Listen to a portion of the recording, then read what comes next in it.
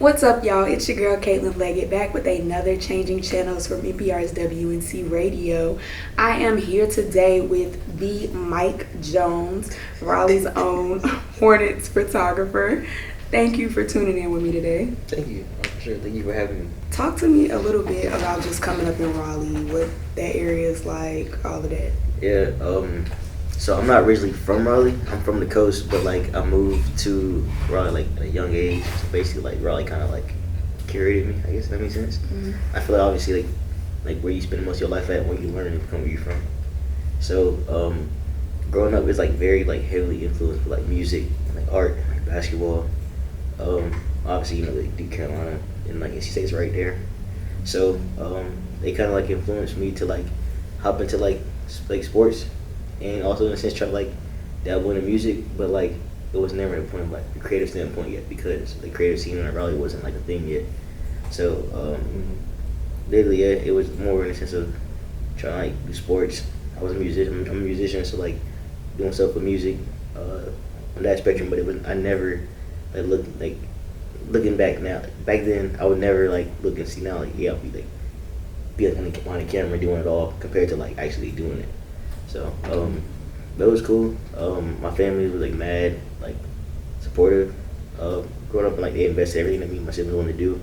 So every time we went to like do something with like a sport, like they was paying for some camps and like trainings down the third. Anything we had to do with music, they was buying the instruments, buying subscriptions in the third, the equipment. So yeah, I think that's basically how we grew up in Raleigh. Was more like we can get deeper into it once like it'll tie back into it once I get deeper into like what I do. Okay. But for the basic start, that's how it is.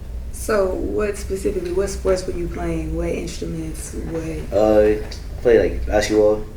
Obviously, I feel like everybody in North Carolina has to play basketball and baseball. With those two, football. But I feel a lot of that. I wasn't tripping. I didn't like that at all. You ain't like getting hit? No. Yeah. I avoided it. And I play running back too, so like I avoided like getting hit. Like I didn't want to do it. But instruments, piano, the drums, the trombone. I played trombone for a little bit. I'm learning the saxophone right now, and learning the talk box. But what else? So band, was that Clarinet, ever a flute. thing? I was only in band my 7th grade year, 8th grade, and 9th grade year. You could have been like drumline. What happened? Oh my gosh. Obviously, you know, Dr. Jones ain't come and give me a scholarship, you know what I'm saying? Or his name is, he ain't come to tell my mom, give me a scholarship, you know what I'm saying? So I want to go to Atlanta A&T. He come recruit me, so my dream was over after that. It's like, you know, you hoop and Coach K, Coach Williams don't come to your crib. Mm-hmm. Obviously, maybe you ain't making it, you know what I'm saying? So, like, obviously. I didn't have that problem. He came to mind. Oh, he did? Yeah. What you play? Everything. Like what? Everything. He's a model. Yeah, he came to my crib, tried to recruit me. I just turned him down. I did see you on the second part of Drumline, the one that fell through. Okay, anyways. So, when did you first pick up a camera? Ooh. For sports, 2018. I think after that, like my dad bought like a little like kid camera. But I really didn't touch it until after I started working in sports. So 2018, I was at Wake Forest, interning right after graduation, and I was doing like coaching, so I was recruiting at the time. So like I had no type of creative like interest at all. And what were you majoring in? Sport management. Okay. But no, that was my undergrad. But like I went into like this is postgrad now. Mm-hmm. But I wanted to be a coach. I wanted to be a scout in the league. So literally in 18, I went down to the video department and said, yeah, I want to like learn how to use camera. He just gave me some random cameras that go shoot. I'm like, you know, teach me, like, let's go shoot. So I went out there, shot practice. I was working football. Shot the practice. Had no idea what I was doing, but it looked good. So I was like, all right, I'm gonna like just keep snapping. No settings. I had nothing. I had no idea what I was doing. No editing at all. I was editing all my stuff in like Photoshop and on my phone. And I started to like see, and it's just like, wait, this is a cool thing. But you know how you go. People would be at the jump, you know, dodging a lawyer, like, you know, money that, you know what I'm saying? And I was interning too, so like I was not getting paid. So like, blood, sweat, and tears. I'm saying for nothing. Facts. Just think about it in the sense of like you go to school to do one thing, like being a coach or sport management. Hey, I want to do photo. Ain't no money in that, so I'm doing it. You know what I'm saying? Mm-hmm. Obviously, my parents weren't like that, but we had some talks. But overall, like I said, it went back on the support thing. like after Wake Forest, doing that shooting for a year, I like moved back home and started working at Carolina, and I was shooting football there too, and kind of dabbled in other sports. And then I was using my dad's like camera that he had got to do stuff outside. So I did like my first like ever shoot outside of that was like my friend's like I think it was an engagement shoot. No, it was like their save the date photos, whatever it's called. I had no idea what I was doing either. So I did those, and then literally I stayed at UNC for 2 years, still shooting there, and then I got hired on to be the director creative at NC State, and I started doing like be more like graphics, with photo editing too. And everything self-taught, like it's almost a graphics, almost a photo, but like I had help along the way from people that was older. But yeah, and then I already dabbled outside of like photography, like outside of like sports photography, like in the fall of 21 at the state when I like wanted to figure out how to do music. So I shot the first concert I shot was Trippie Redd, I think, and I had no idea what I was doing on that too. I feel like people think that like it's easy to like pick up a camera and start shooting. No, it's hard. Facts. Like it's not everybody can sit there and take a picture, you know what I'm saying? Like I always tell people is like there's content creators and there's people that are actually creators, you know what I'm saying? What did it look like as far as you learning? Because a lot of the times like you go into the concert, okay, you may not know what you're doing, but after a little while you start to pick up little things. Yeah. So what did your learning process look like? It literally like understanding. But first I had to learn that I need to start storyboarding shooting concerts. I don't know, people don't do that. But I think it's very like important to know to like storyboard as you do anything, because like you go on a concert thinking it's gonna be chill, but like you have somebody like Trippie Redd who's jumping around, doing that in the third, a lot of flashing lights, smoke, all that. You know what I'm saying? Like if you don't go and prepare to that, you know what I'm saying? You're not reading the notes basically on how to like shoot it. So literally like I just got to the point now and started storyboarding. I watch music videos, or like go to like on their socials, pictures of people take of them. Seeing like an assist of like hot spots and angles, and then let alone like what are they most likely to do, that way you can get it captured, because when you're shooting in the pit you only get 3 songs to shoot and you gotta get out. And obviously artists run through songs, like they take, especially when they open up, they do like the first 15 seconds of a song, so you really only got like 2 minutes max to shoot a concert and then get out, unless you're like with the artist itself and you can shoot the whole thing. But if you're with the outlet, you just gotta shoot those 3 songs, which takes 2 minutes max, and you get out. So you don't have a lot of time to catch, like, set up and figure out your setting and things like that such.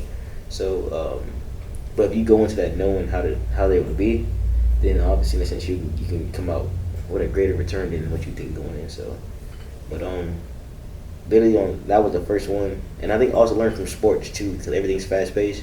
That you can it helps a lot with my tracking, and let alone too catching shots pretty quick in a fast paced environment. Helped me a lot too. But then you have other people on the other side of the spectrum, like when I shot like her, and she's very like relaxed. She plays her guitar. She stands in certain spots in every show that you know that, all right, like this is here reading up on how she does it, and like they look at her videos and looking at her other people that shot her too, that you kind of like know like how she's gonna like how the concert gonna play out basically. You know what I'm saying? So it's kind of like you going and expecting it to happen.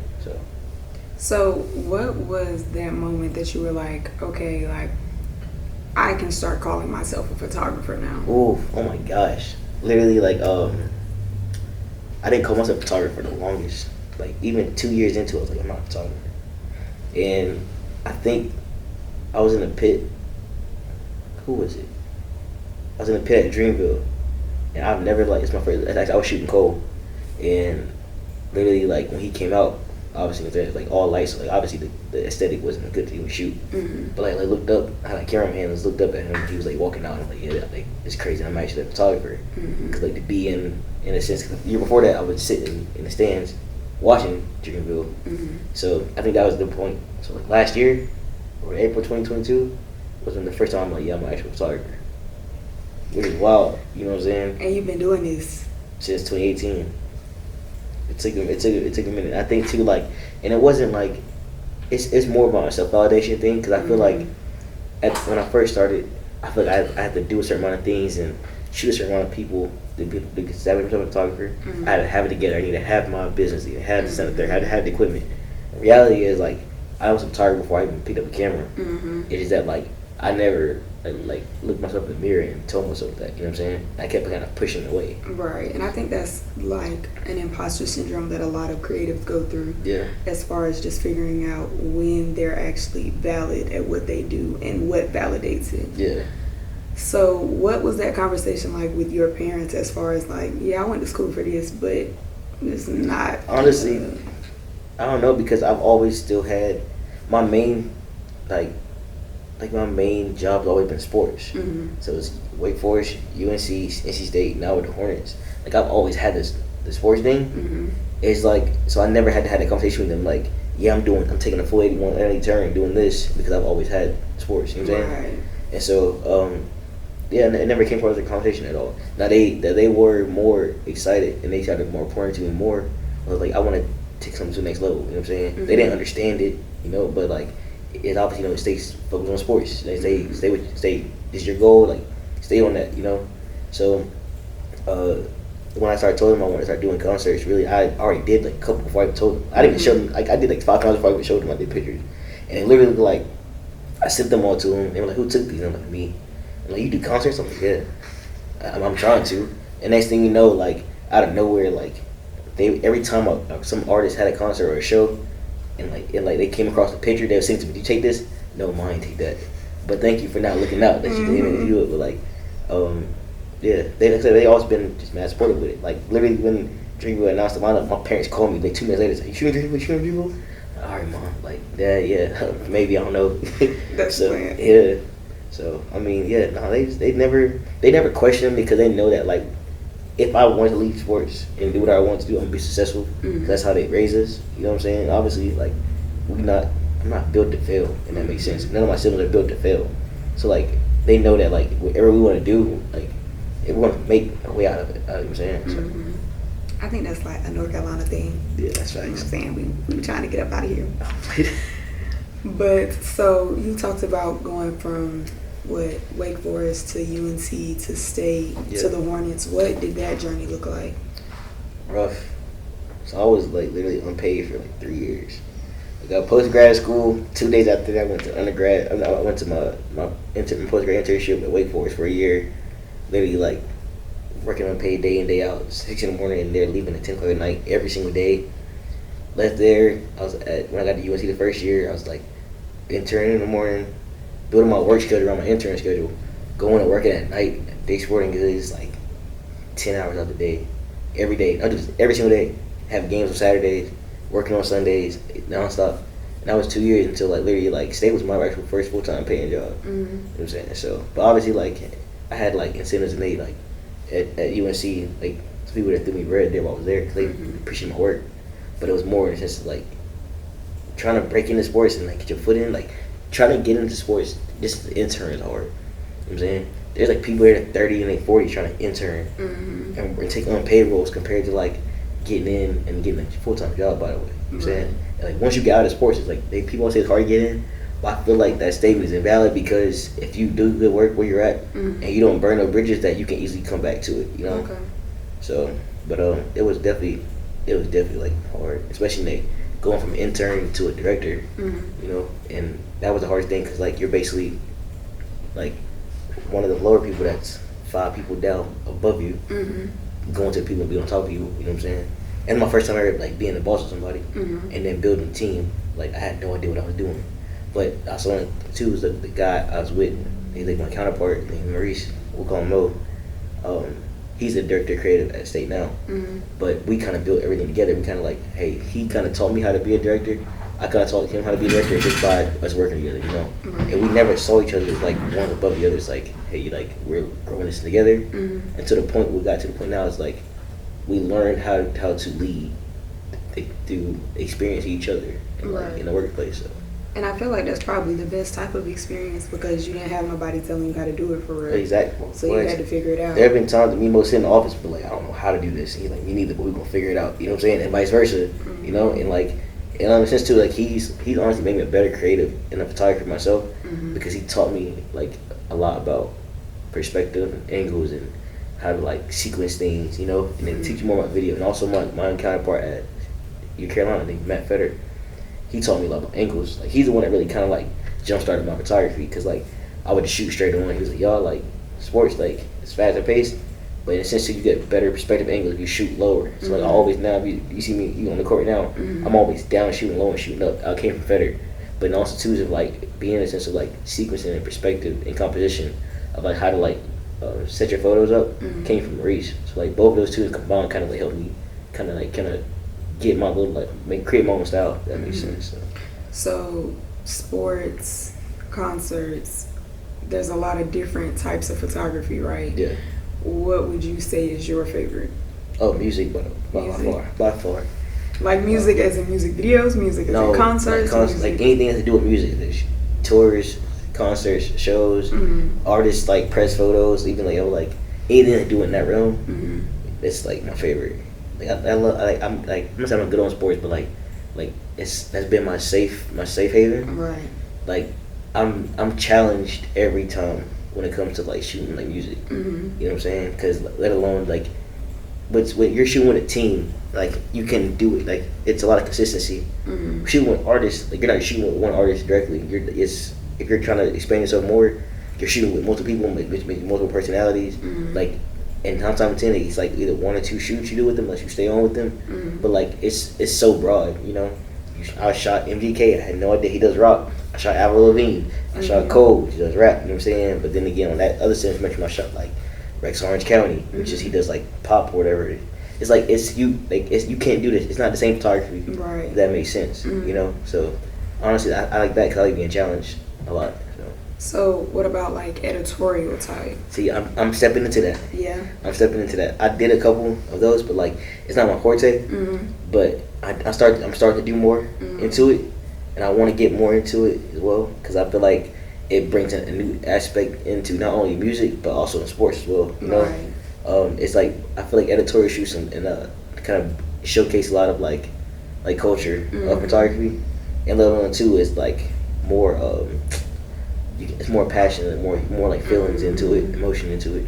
So and it definitely introduced a new way into it. Right. You know, and like I feel like in a sense like I don't have a favorite editorial photographer because they all do so many good things. As a matter of fact, no, I do because like Chanel is a team photographer for the Panthers. Like she's a sports photographer and designer, but her editorial stuff is crazy.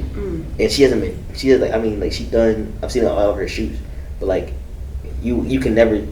How her broad her skills are, you can never depict like, oh yeah, she's a sports photographer because she does editorial. Oh my gosh, she does editorial. It's specific to that. And I know I don't think she does concerts or shows, but I know she'll go crazy too. So like, it's those type of creatives like that and she's photographers that you can't really they distinguish them as one type of like area of photography.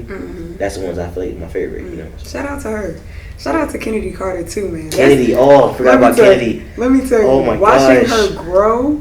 I forgot about Kennedy. Watching, and it was crazy to watch her shoot people that I knew. Yeah. It was like, oh, like I went to school with this man, and she got him looking like a model. So you know Beyonce? Yes, actually I do. So we go way back. I found out about Kennedy. So this like museum, it's called Cam Raleigh, that I work along with sometimes too when I'm back home. They had her exhibit there, and she shot everything on with me, like the film camera. And I had no idea who she was before that. But then my friend Brooklyn like knows Kennedy. She's like, hey, it's Kennedy Carter. She's cool. She's from Greensboro. Let me check her out. Crazy. I completely forgot about her. She's one of my favorites too. Yeah, I went to school with her little sister, and just to watch her grow was like. Yeah, no. I have a lot of people that I have favorites of. It ain't coming to me now, and I don't want to sit there and start naming people. Right, and then leave somebody out. And leave somebody out when they know, like, I mess with a lot of people on, like, different bases. You know what I'm saying? Yeah, no. So, I don't want to name everybody, but I guess everybody that I have a conversation with about a photo, I probably have to send a third. Like, I gave them that. People know I don't, like, I try to give people their flowers, especially in photography, because I feel like, like I said, it's a lot of, like, gatekeeping, and it's a lot of, like, like imposter syndrome, and there's a lot of like jealousy when people are doing things, you know what I'm saying, especially in creative. So like everybody that like I'm not like that, but everybody that since I came in contact with you and kind of gave me their flowers for it, I'm a fan of, you know what I'm saying. So like, and especially like too, I never realized how much I inspire people because I just, in a sense, you inspire people by just doing what you do. Right. Like I was at the game not last game, 2 games ago, and this photographer, he's from Charlotte, and Brendan Motley, came up to me. He's like, I was walking by. He's like, yo, you Mike? I was like, yeah. He's like, bro, Brendan Motley, and that other stuff. And I came across this stuff numerous times already. Like, and I was like, yo, like, I'm a fan of your stuff. Like, I love your stuff too. He's like, yo, you just don't know how you inspire me. I've never met this dude in my life before. So like, it just shows that aspect of like of what you do can be inspiring to others as well. Which also like led to me to the point of like having favorites, because like if I'm inspiring to somebody, that means I'm doing something myself. But let alone being a favorite, like they're also my favorite kind of photographer too, or like favorite creative themselves. I've got to be more jumbled up. They're my favorite creative too because of like I see like what they like not learn from me but inspire by me, but take it and put their own spin on it. You know what I'm saying? And I become a fan of that. So talk to me a little bit about some of the hardships as far as being a photographer. Some of the things maybe you wish you could change. The hardship, I think, like of if the community not being so.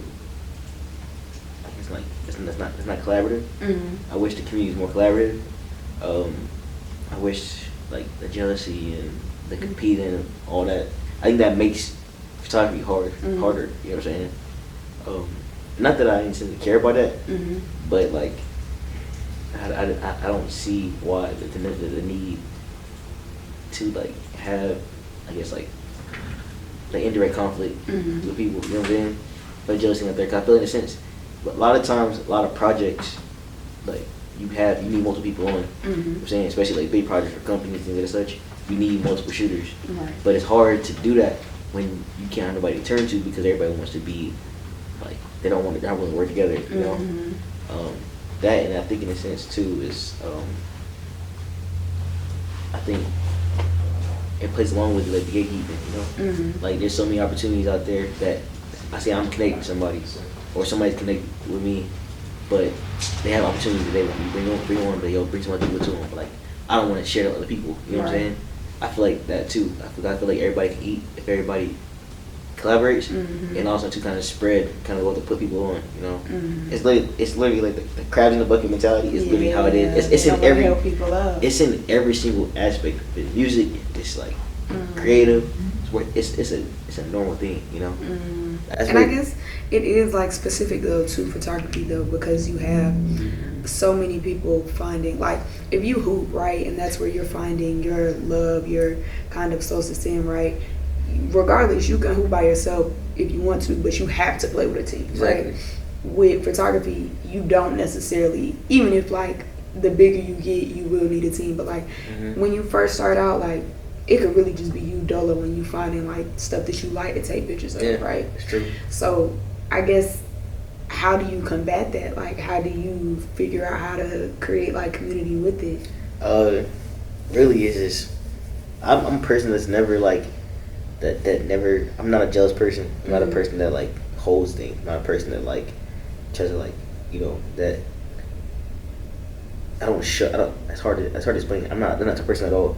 So me, I'm like, if I have things, projects that I know I can't take on, or I can have more people on, like I reach out to everybody, you know, or certain people that I know I can trust. Because the other thing too is that like everybody can shoot, but it's like in a sense they can't deliver, you know. In a sense, can you work with everybody? Exactly. That's all in the package of delivery. Like, can you deliver the right attitude, the co-work attitude? Can you deliver more in a sense like your input, your creative insight? You know, it's a big thing when it comes to that. It's not just, hey, you can take great photos, hop into this project. No, like you need to work with me. You need to work with like whoever we're shooting, what we're shooting, work with the company, work with, you know, be able to be like mad open to things, and like take it, especially if I bring you on, take it back so you can listen sometimes. You know what I'm saying?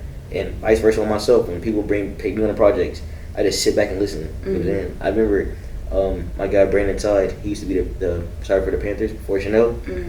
He brought me on as a PA for a Compass documentary, and obviously I'm a shooter. Right. I took the back seat. Yeah, I went to the store. I bought snacks. I was holding an iPad around with the directors on it. I was, you know, just being like any needs I need to. You know what I'm saying? And I feel like some people have so prideful they don't want to do that. You know what I'm saying? Like, yeah, I'm a great shooter. I need to be shooting. Right. I don't know, bro. Like know how to take take a back seat. That's what makes another thing hard when it comes to like being collaborative, and also too like bring people on the projects because people don't want to do something like that, you know. So, and honestly, that was like the best, like one of the best experiences I ever had. Just like wanting to see him shoot, but see the project come together in full spectrum. Balls on the studio playing a part in the small way I can, you know. And obviously, it led to a great relationship with him. It led to a great relationship with Complex and the directors and the producers and everything. You know what I'm saying? So like, people don't understand. They don't see the long term of it when it comes to like taking small role like that. Which also in the sense that when it comes from me bringing people on for other projects, if I can sense that they can see the long term in it rather than the short term, and also too that like I think another hard thing is bringing people on that only want to shoot just to have like to just say they did it. You know, it's like they go in, they go straight shoot it, edit straight to posting. Look what I did, yada yada. Can't stand those type of people. You know what I'm saying? That's the reason why I stopped kind of like refraining back from posting a lot because I remember I was at one point in time I was that same person. You know, compared to like growing up, like starting out, I was only shooting to get the comments, the likes, the shares. You know what I'm saying? Like until I realized I was doing it for other people, not for myself. So I refrained from like posting. I didn't post anything. Like once every 3 months you'll see me post. But more in a sense now is that like it's hard to bring other people on because a lot of people want to just showcase what they're doing, you know, and that also brings in people being jealous. You know what I'm saying? It brings in a lot of unwanted or negative energy, which makes being collaborative hard. You know, so that's really the only hardship. I know that was like 10 different ways, but it all plays a part in the same thing. So on the flip side, what would be some of your favorite things? That's the thing too with the community, because you come in contact with so many different people by doing things. You know, they being in rooms in the third with artists and people that you grew up listening to. You know what I'm saying? Like them posting your stuff, sharing your work. Like never in my life I would ever think that like Lil Baby would post my photo. Obviously, it was on a birthday bash photo he did. You know what I'm saying? It's small things like that, you know? So like I think in a sense that like the amount of exposure in the community that comes with it. You know, one day your photo can be on a headline, you know what I'm saying? On a billboard. On a billboard, you know? And it's off by just doing what you do, you know what I'm saying? And it also comes from that being connected with people too. That like you do great work for people, they'll like pass your name on or pass your work on. You know what I'm saying? Then you meet other creatives, you know what I'm saying? Especially too, like it's a big like you network without actually like directly networking, you know. So I feel like the fact that like the community and with the exposure, it's like probably like my upside of it. So I think a lot of times, you know, like growing up, like we had this goal of like, okay, I want to graduate high school, I want to graduate college, et cetera, like all of these kind of milestone goals. So what would you say some of your milestone goals would be within this? I want to go on tour. That's probably with anybody specific or just going on tour? With some people specific, but I'm not going to name. Okay. You know what I'm saying? Cause I feel like it's going to happen. Okay. You know what I'm saying? Period. So, I want to go on tour. I don't want to shoot Coachella, actually. I don't want to shoot Coachella. Why? I don't want to. I don't know. I'm like, every other festival, I'll be like, I'm like very eager to shoot, especially like once the off season going, and I have all these weekends to go run around and shoot these festivals. I'm not eager to shoot Coachella, which is crazy. Isn't Coachella like a week long? It's a weekend. It's 2 weekends. But it's like the same artist they perform the same show both weekends. Oh. But I think if it's not Beachella, yeah, I'm cool. I'm crying. But aside with me saying that, I wanna do a whole. I wanna knock out every single festival in one run. Like if every weekend, like there's Dreamville, there's Soul Boom, there's Governor's Ball, there's Rolling Loud, Miami, New York, like Broccoli City, something in the water. Broccoli City. I want to knock them all out in one run. And it's crazy because some of them are overlapping because some of them are. But I think something in the water overlaps with Dreamville. No, I don't. That says something in the water is the 28th through the 30th, but Soul Boom the 28th through the 30th as well. Dream was April 1st to the 2nd. That's the first. That's the first festival of the year, I think. And then after that, is then something in the water. Because I know in the fact because they always have this like, similar artists, especially a lot of Dream artists be in something in the water as well. So I want to knock all those out in one run. it may not be this year. You know what I'm saying, but maybe I don't know. You know what I'm saying, so I want to step more into video. I've been really, like, learning a lot. Like I was gifted a cinema camera for my birthday. You know what I'm saying, Wow. so yeah, no, so I want to be able to like step more into video. I want to learn. I want to like be able to be more of a people person and like become not more in front of the camera, but I want to like I've been behind the scenes a lot. I want to like take more of a role to like be more like outward with like my mentoring, like speaking on things. You know what I'm saying? Use my platform. I think those 3 things or 4 things probably like are my milestones, especially in the next year or so. So, like, are there going to be more? What you talking about in the next year? That's a lot. Well, that's 2 years. That's for 2-3 years. Okay. Yeah. So it's not a lot for me. that's like short term. Is there a long term? I think it's long term too, though. I think those are long term goals, even though it seems like it's like it's short. Those are long term goals because there's a lot of things that play into it that are short term goals in between it. Okay. And it's like I only can like say the long term goals, quote unquote, because there's like 10 things to get to that. You know what I'm saying? You know, like obviously in a sense with going on tour, there's like a bunch of things you have to do before that. You know what I'm saying? I still haven't been on a tour yet, and I've been shooting for I don't know how long. So obviously there's things that I still got to do.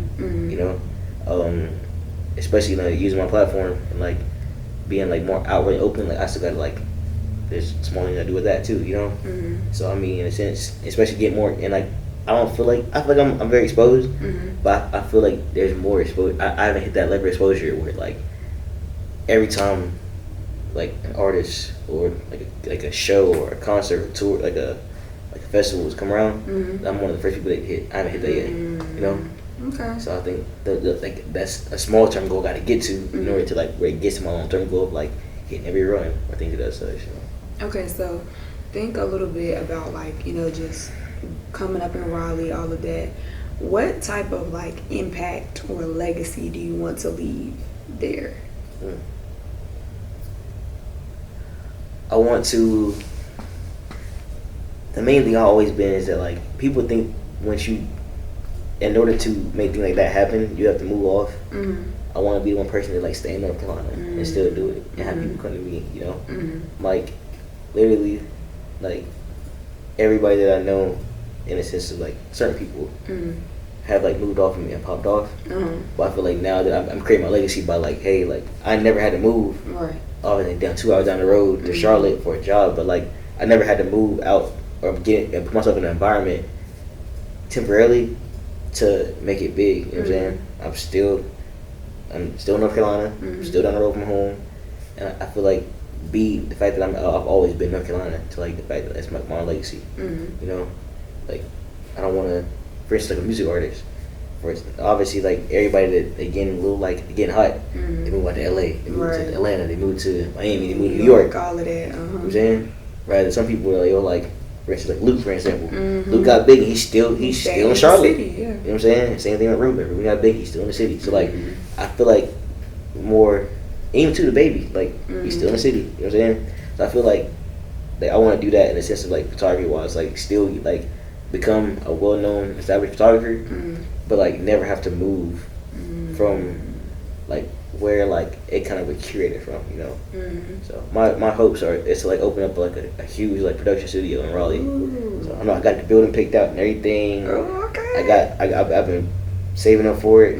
Obviously it's going to be crazy expensive, but I want to be like an actual big production studio where it's like people fly in for music videos, like photo shoots, like commercials, anything to do with creative is like a huge like I want to have a studio, like a, how do I put it? You ever seen like them like studios they make movies in? I want to do that. I want to build one in Raleigh. I think Michael B. Jordan was just talking about his like he has a production like a production company and they do like something similar, but they travel like everywhere with theirs. No, I want to do one that's planted in Raleigh and everybody like pull up in Raleigh. Out, you know what I'm saying?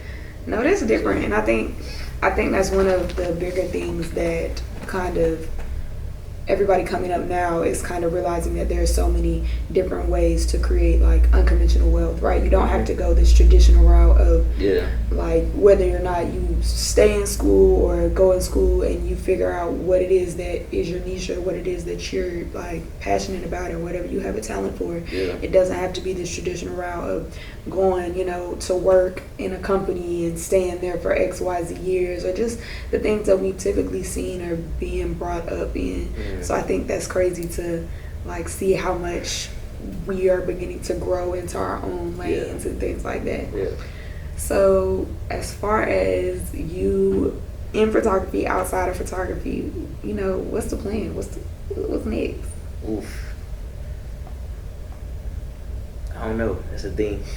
I never plan for what's next because I enjoy the now so much. Literally, like, I don't know. It's like when everything's come, they come. You know.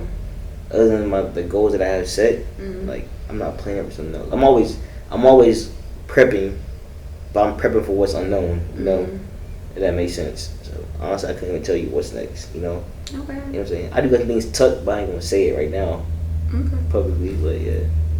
So let everybody know where they can, you know, see your work. Yeah, you can follow me on Instagram at YA_DaneSkippy. Michael. My Instagram is Mike Jones NC. My Twitter is Mike Jones NC _ I think. And then my website is MikeJonesNC.com. Oh wow. Yeah, it's locked right now though. Oh. Yeah, no. So they can't see. No, it's locked right now. So you just told them. I got, cause I'm working on something, so like obviously like it's open right now. So like I'm gonna like drop everything together. Okay. You know, so. Well, thank you so much for catching up with us, Mike Jones. I'm crying. Thank you. I appreciate you for having me again.